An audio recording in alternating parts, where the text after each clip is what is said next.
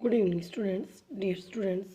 आज हम हमारी एसएस की बुक का लास्ट चैप्टर करेंगे और हमारा ये चैप्टर है धर्म तथा समाज सुधार।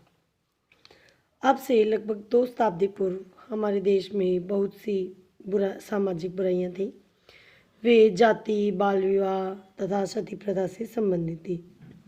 महिलाओं को उस समय अशिक्षित रखा जाता था। पतियों की मृत्यु होने के बाद उनको स्वयं पति के साथ जलने पर जोर दिया जाता था। लोगों के बीच जाति के आधार पर भेदभाव अधिक था। तो कुछ लोगों ने समाज को सुधारने के लिए अपना जीवन समर्पित कर दिया। इन लोगों को समाज सुधारक कहा जाता है। उन्होंने समाज को सोचने की नई राह दिखाई। भारत में अधिक संख्या में ऐसे महान व्यक्ति थे जो दूसरों के लिए जीते थे। वे सदैव हमारी यादों में जीवित रहेंगे। तो इस लेसन में हम कुछ ऐसे महान लोगों के बारे में जानेंगे।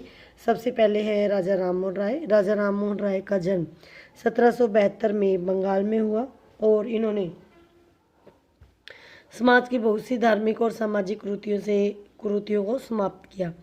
वे सती प्रथा जैसी कुरीति के विरुद्ध लड़ने के लिए अधिक जाने जाते हैं। सती प्रथा वह प्रथा है जिसमें एक विधवा को अपने मृतक पति के शरीर के साथ जीवित अवस्था में चिता में जला दिया जाता था। राजा राममोहन राय सन 1929 में सती प्रथा को समाप्त करने तथा उसे गैर कानूनी कार्य बनाने के लिए अंग्रेजी सरकार से एक कानून पास कराने के प्रयासों में सफल रहे। इसके अलावा राजा राममोहन राय ने बाल विवाह के भी विरुद्ध थे।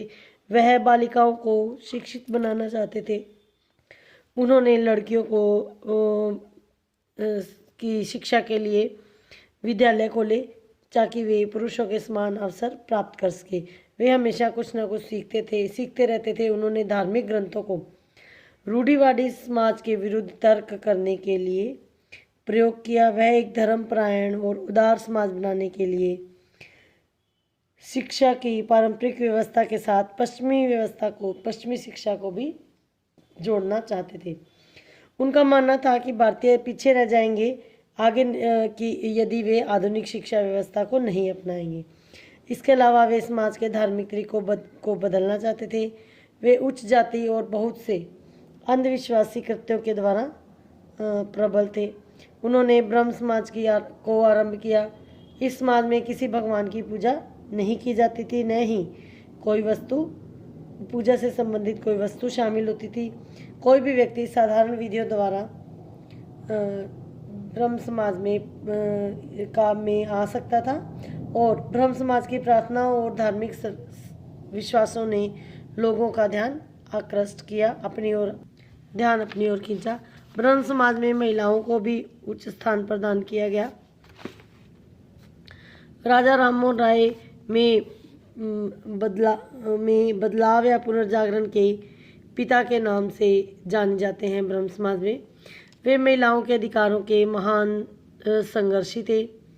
उनका योगदान विशेषकर महिलाओं की स्वतंत्रता के लिए उनका योगदान हमेशा याद रखा जाएगा।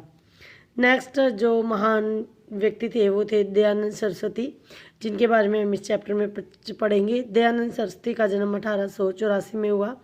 वह आर्य समाज के संस्थापक थे। उन्होंने 1857 में एक हिंदू सुधारक आंदोलन आरंभ किया, जिससे वह लोगों को उच्च जाति और धार्मिक कर्म कांडों के प्रभाव से मुक्ति दिलाना चाहते थे।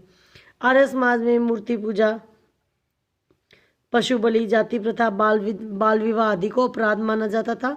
दयानंद सरस्वती मानते थे कि वेदों में ऐसे किसी भी कार्य को स्वीकृति प्रदान नहीं की गई है। किसी भी ऐसे काम को मान्यता नहीं दी गई है।